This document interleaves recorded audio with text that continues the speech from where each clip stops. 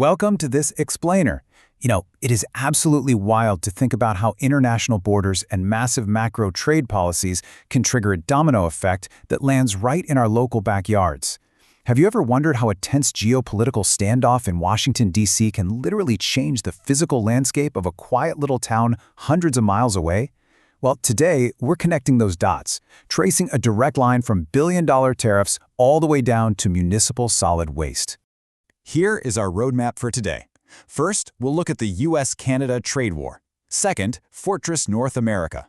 Third, the Michigan Waste Corridor. Fourth, unleashing Bill 5. And finally, number 5, the battle for Dresden.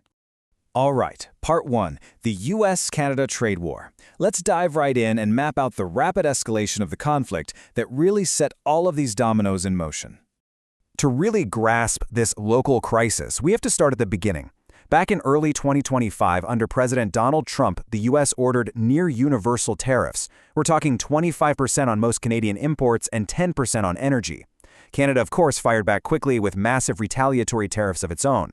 But the real shockwave, that hit in July 2026, when the U.S. formally declined to renew the CUSMA trade agreement in its current form. Now, the treaty doesn't officially expire until 2036, but shifting to these annual rolling reviews, it injected just immense, paralyzing uncertainty into the entire North American market.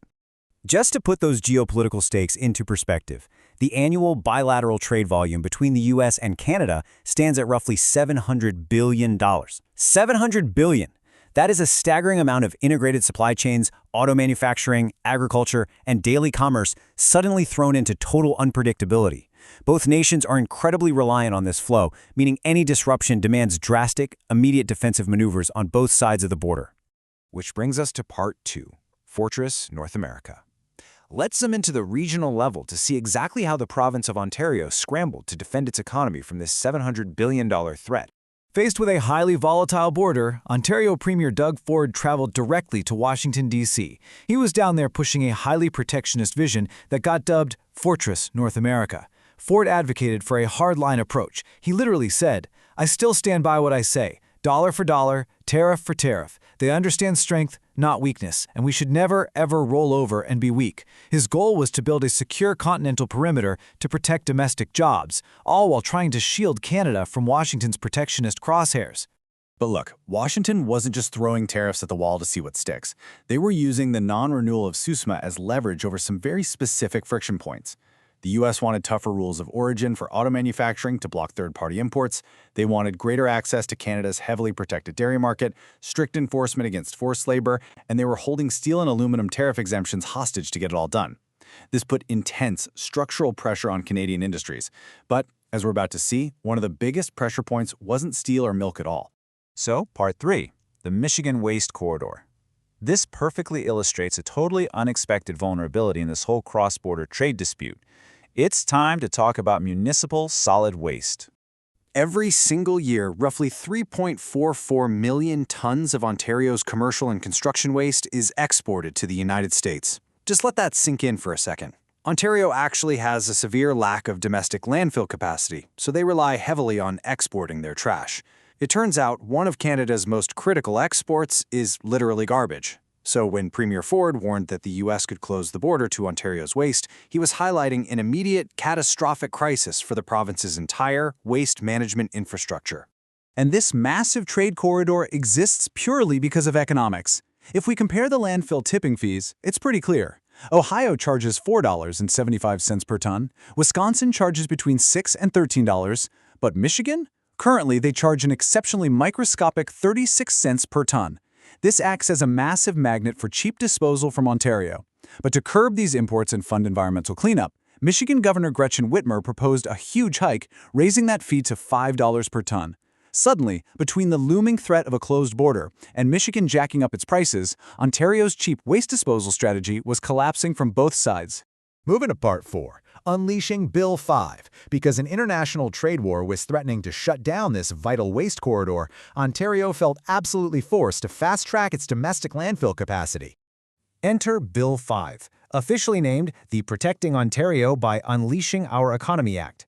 To rapidly secure local disposal sites and critical mineral development, the Ford government enacted this legislation in June 2025. Now, this is where it gets controversial. Bill 5 utilizes these Henry VIII-style clauses, which essentially grant the provincial cabinet unprecedented authority to establish special economic zones and completely override local municipal bylaws, basically bypassing standard democratic and legislative scrutiny entirely. Let's break down how this actually looks in practice. Most notably, Bill 5 explicitly revoked the requirement for a comprehensive environmental assessment, which is normally a multi-year, rigorous scientific review with high public consultation for specific projects. Instead, it downgraded them to an environmental compliance approval. This ECA track is way faster, totally expedited, and requires significantly less scientific oversight and public input. The province argued this deregulation was vital to protect the economy from the U.S. trade war. But for the small towns in the crosshairs, it felt like a direct attack on their sovereignty. And that brings us to our final section, Part 5, the battle for Dresden. Let's do one last zoom in and see how this high-level political maneuvering sparked a fierce, on-the-ground backlash in a local municipality.